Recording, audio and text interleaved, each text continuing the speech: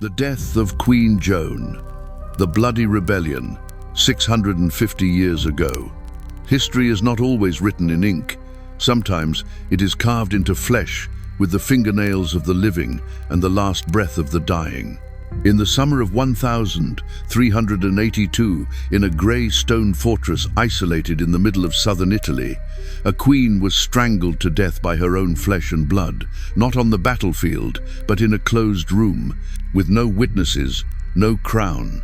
Only the wind howled through the narrow cracks of the door like the silent cry of the blood-stained throne. That night, Joan I of Naples, one of the most powerful and controversial women of the Middle Ages, fell not to the enemy, but to a cold-blooded decision of her cousin, Charles of Durazzo. Once the ruler of a kingdom, once at the center of great conflicts, she was now nothing more than a corpse strangled to death by her legitimate heir with her bare hands. How a queen falls into the hands of a murderer blood. To answer, we must trace back to the beginning, where power is born of treachery, and the throne is a trap with a knife hidden in silk. Every great tragedy in history begins with a hope. Joan was born in 1326 into an ambitious royal family, the daughter of Charles, Duke of Calabria, and the granddaughter of Robert of Naples, a king who was praised for his wisdom but who also set out on a perilous path for his granddaughter. The Kingdom of Naples was not only wealthy, but also a strategic bridge between Christian Europe and the Muslim world along the Mediterranean. When Joan's father died when she was only 5, she became the direct heir, and Robert did not delay in training a future female monarch. In an age when women were often excluded from the game of power, Joan was educated in languages, philosophy, politics, and mathematics in an environment.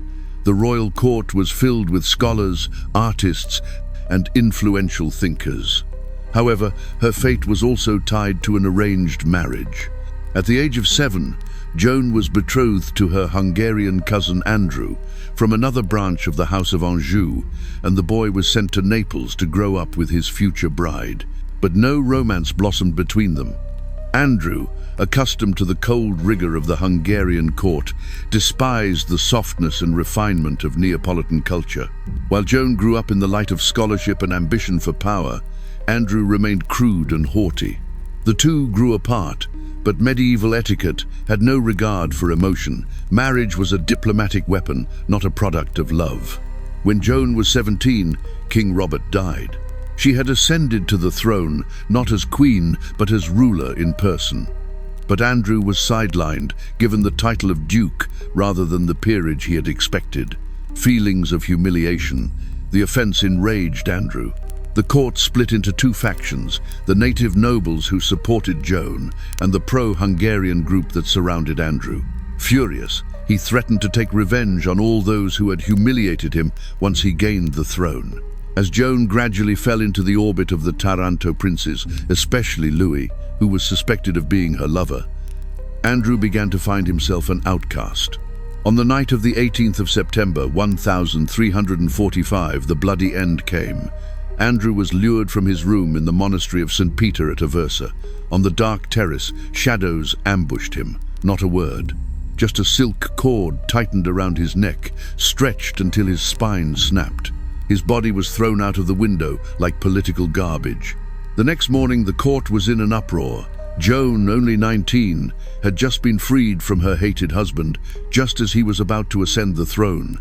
Rumors spread like plague that she not only knew but was the mastermind. Louis of Hungary, the victim's brother, did not need a trial. He wrote to Joan, calling her the crowned assassin, and swore blood revenge. But before the sword could be drawn, Joan struck. The following month, she gave birth to a prince and consolidated her throne amid the still, unquenched cries of vengeance.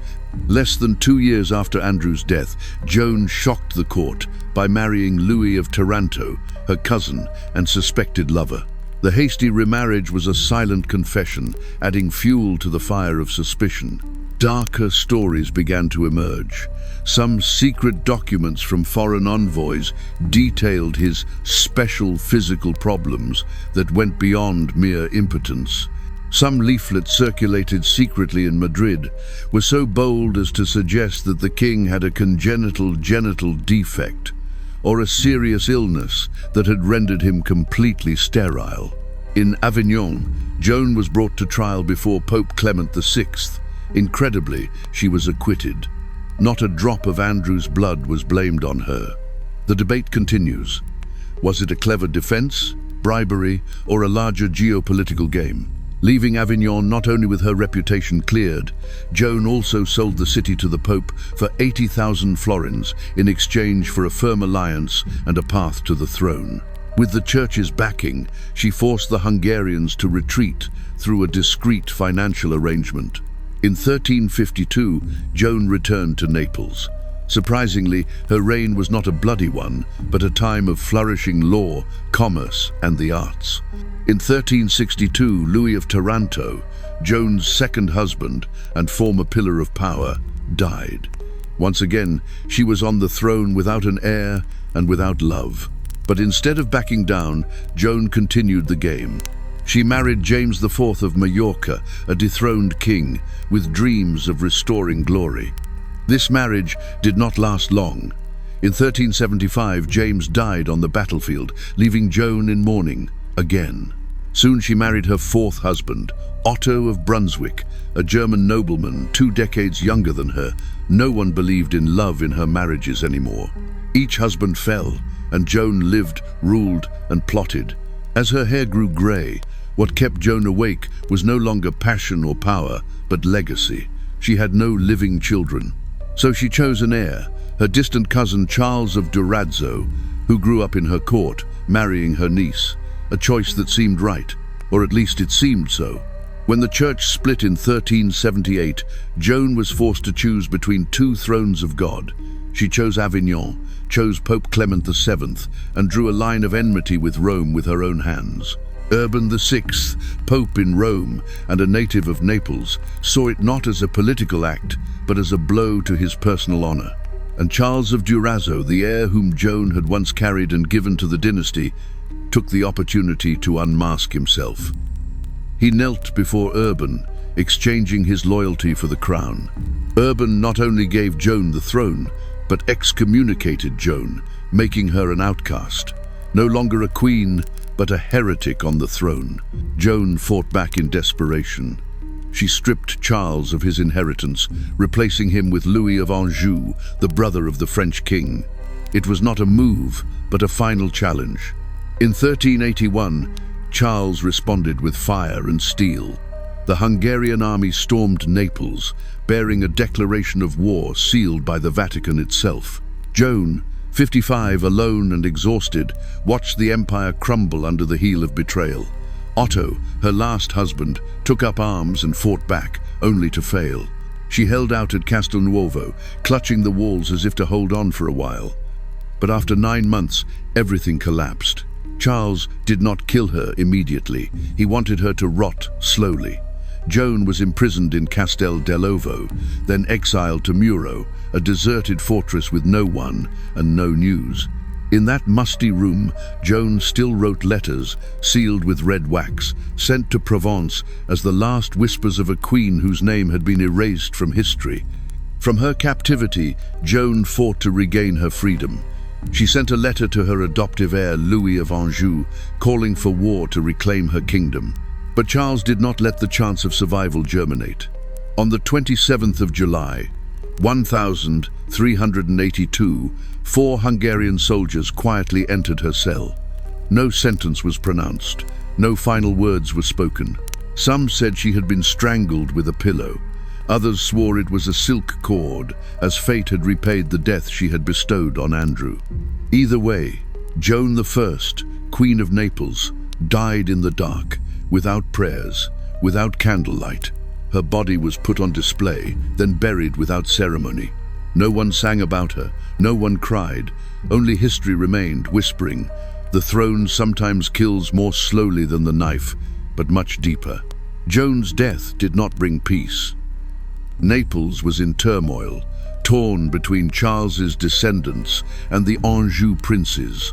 Charles himself, who had strangled his adoptive mother to seize the throne, did not live long enough to enjoy victory.